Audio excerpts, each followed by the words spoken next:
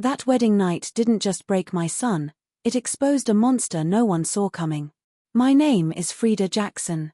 I am 55 years old. A mother of 3.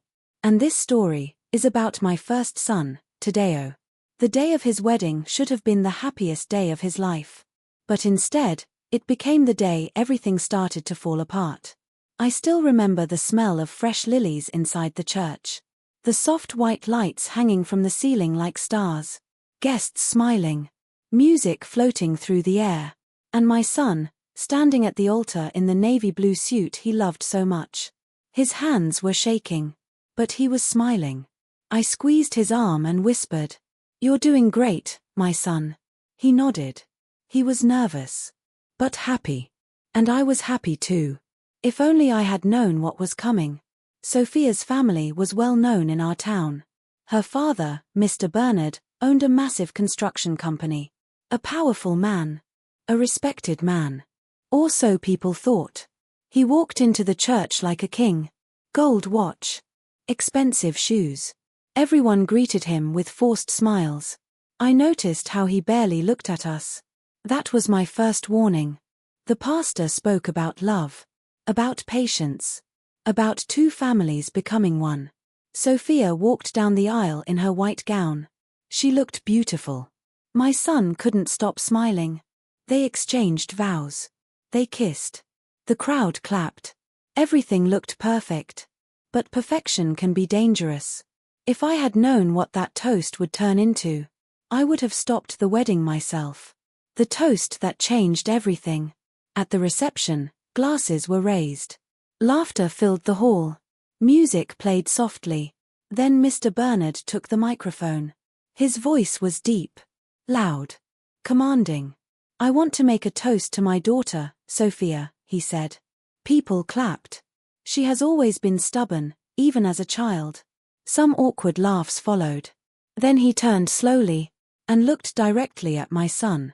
"And today," he continued, "she insisted on marrying this boy." The room laughed. My son's smile disappeared. Then came the final words. "That boy is an idiot." The hall exploded with laughter. Everyone laughed, but my son's soul died right in front of me. My son turned pale. His hands trembled. He didn't speak. And at that moment, I knew something had gone terribly wrong. 6 months later. The first 6 months were quiet. Too quiet. My son stopped calling. He stopped visiting. His laughter disappeared from his voice. Whenever I asked how married life was, he would say, "Everything is fine, Mom." But a mother knows. By the 6th month of marriage, my son was no longer the man I raised. Sophia became rude, arrogant, cold.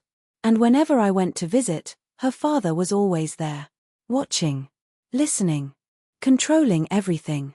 One night, everything changed. Then one night, I returned without warning and walked into pure horror. The night that shattered me. I had forgotten my apartment keys.